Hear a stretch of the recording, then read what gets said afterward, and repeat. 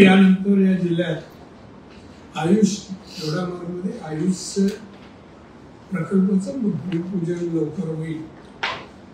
14 तारीखला राष्ट्रीय महामार्ग 66 4 लेनचा जो रस्ता आहे त्याचा मधला भाग जो आहे अगदी पात्रादेवी ते आमचं खारेपाटण हा भाग ब्युटिफिकेशन करण्यासाठी मला केंद्र सरकारने पैसे द्यावे असा अर्ज केला होता।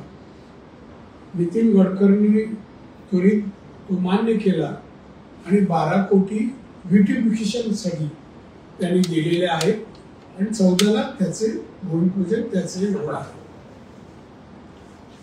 एक अतिशय सुंदर असं मधला तो भाग दिसावा, टुरिझम जिल्ह्याला शोभेल असं तो प्रकल्प असेल असं मला सांगावं असं वाटतं।